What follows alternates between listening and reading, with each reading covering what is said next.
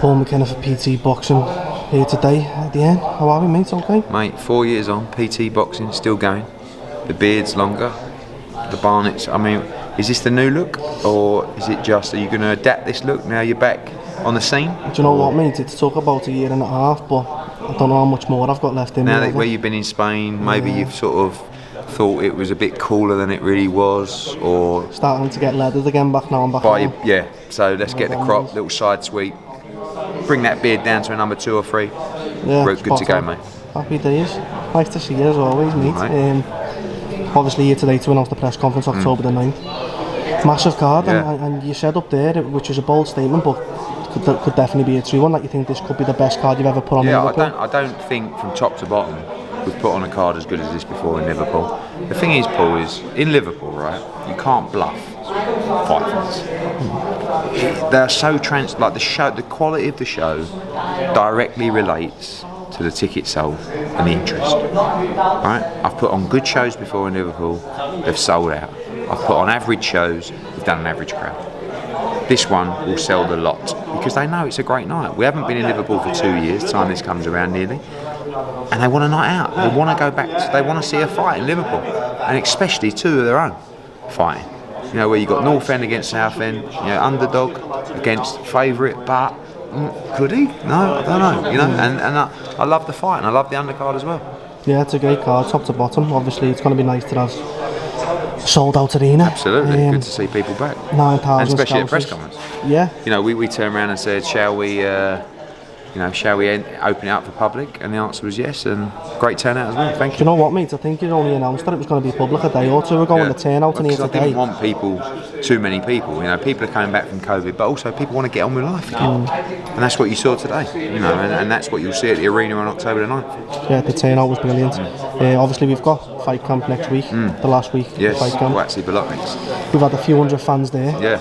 But you know, to get back to filling stadiums again, nice. It's what boxing's all about, and it's what's been missing. Yeah, and you are thankful for it even more now. You know, you've got Headingley coming up with what, 19,000, Joshua Usyk 65,000, 9,000 in here. So it's been nice, and obviously going to America and doing stuff out there now, doing 74,000 at the Dallas Cowboys for Canelo Saunders. You know, you can't look at that and think we want it back in the UK, and it's coming. You know, it's just a few weeks away. Obviously, it's been a while since a show in Liverpool, but you know, for obvious reasons, that nothing's been available. But for these two, you've just been saying there that you know you had a look when you were making the fight, and it was sort of a no-brainer. You've done fights with local Scousers before, Callum and Rocky, obviously. Yeah. So Liam's in it this time, but we've seen what it was like back then, and it's a similar situation, isn't it? I just think with that fight, that was more obvious to make. You know, you got 2 guys who, you know, you could say one's better than the other, but they were at the same level. You know, they were both British, European level. Here's different. You know, you got, and this fight came about because Anthony Fowler and Shane McGuigan said, look, we're ready. You know, put us in a big fight.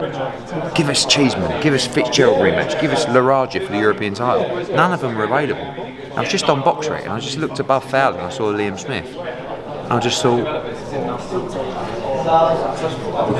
we can't, can we? Like. And then phoned Liam, and he sort of just come out of his fight in Russia, which he should have really got the decision for. You know, and he said to me,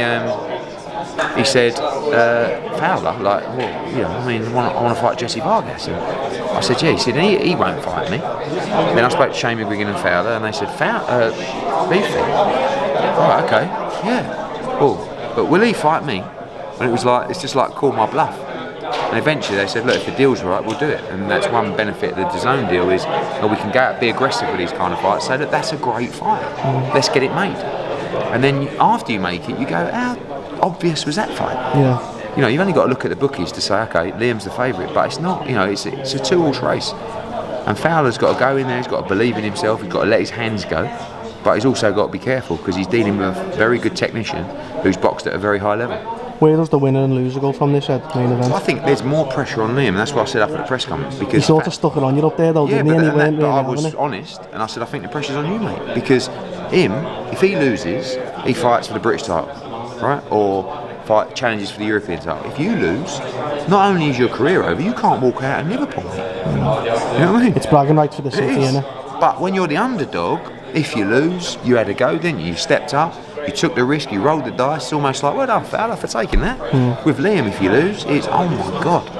You know, and the confidence, you know, I don't know, you tell me, but Liam, I think he's very popular here, and like he should be. But also, you guys like an underdog. Do you know what I mean? And if it starts getting on top for Fowler, and if it starts being that sort of mentality where, you know, everyone's heaping on Fowler, like the pressure on Fowler, people might start looking at it and going, go on, Fowler, you know. Yeah. Because you know, some people don't like Anthony Fowler, some people don't like Liam Smith. Some people don't, you know, it's just how it works in a city, any city. Yeah.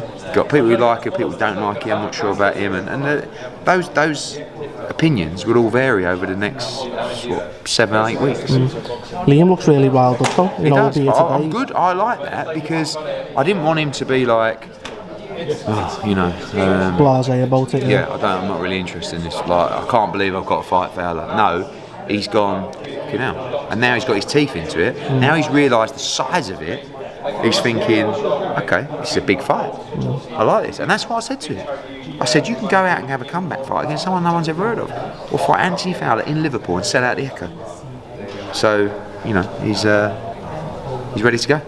Not that I don't think it'll need much selling now, because I think it'll sell itself, the card, but for anyone watching this who, you know, have had a bad 2 years and they want to get out and watch a fight again, why should they come October the 9th? Because it's just unbelievable value, you know, and what everyone wants right now is great value and a great night out. So from 5 o'clock when the doors open till 11 o'clock when you walk out of that place, you're just going to have the greatest night, you know, with the best fights, 50-50 fights, career-defining fights, world championship fights, and a brilliant fight between two Scousers. Yeah. So, you know, we'll have a party.